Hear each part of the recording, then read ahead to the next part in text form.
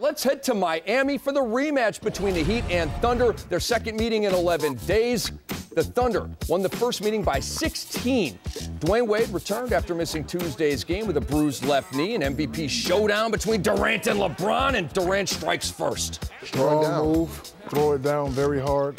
The guy can play like this in the playoffs by mixing it up, be very dangerous. LeBron with an answer there from three. Not going down without a fight. Absolutely not. And then right there, a big block by who?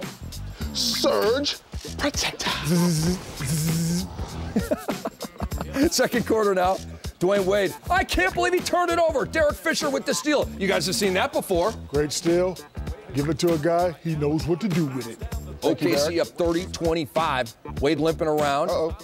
He'd stay in the game, though. He's a tough guy that way. And then Wade gets clobbered by Kendrick Perkins. As you said earlier, playoff implications, no layups whatsoever. And a flagrant foul by Kendrick Perkins. But this is going to be a layup.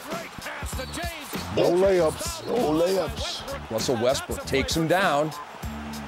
Guys, this game was physical, it was intense, and borderline nasty. What it needs to be.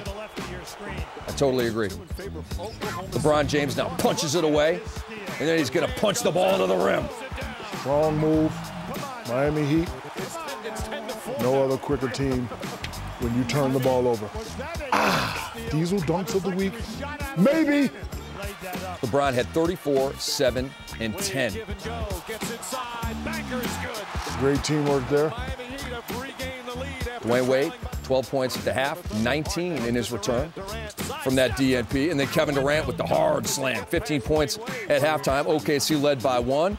And then LeBron James, a little buzzer beater to end the half. Still doing what he does best from the top of the key.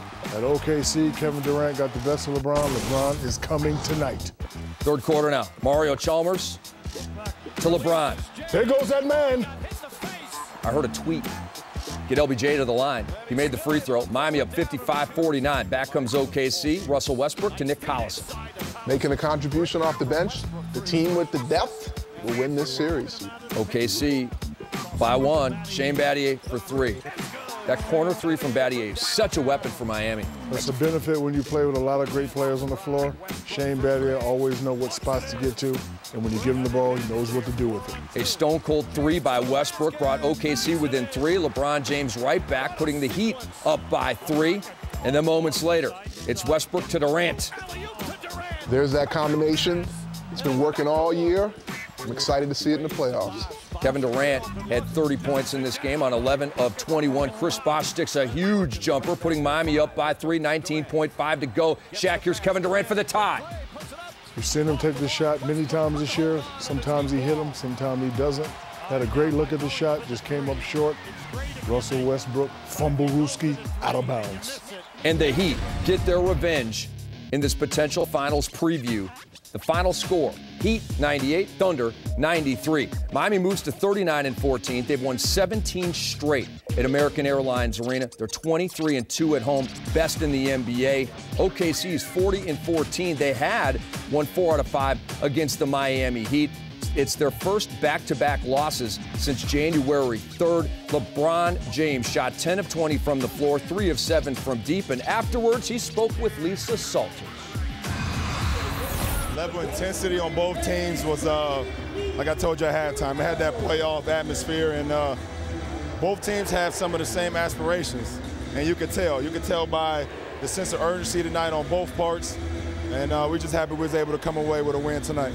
Both of those last 2 out-of-bounds plays, how did you keep Kevin Durant from beating you, particularly on the one before this last one?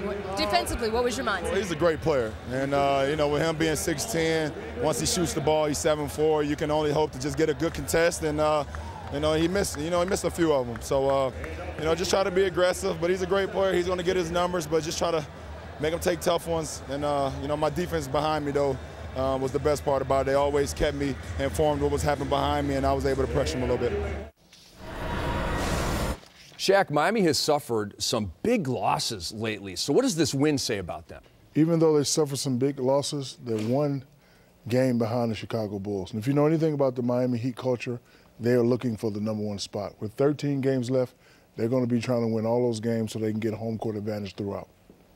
What do you think about Miami losing, kind of humiliated at the end of the OKC game a couple of weeks ago? Yeah, that was only, like you said, March 25th. And I like this Oklahoma Thunder team. I think they have to be encouraged by the way they played on the road against Miami here.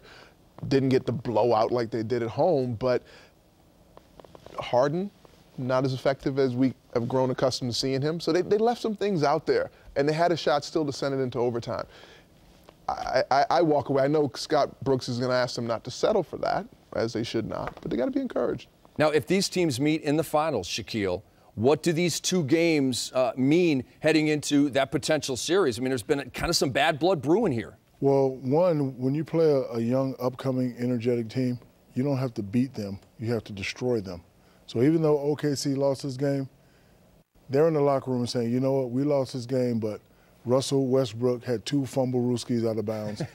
Kevin Durant, I missed a shot that I usually make. They're still real comfortable, and it's very, very dangerous to have a team like that feeling comfortable, especially when it comes playoff time.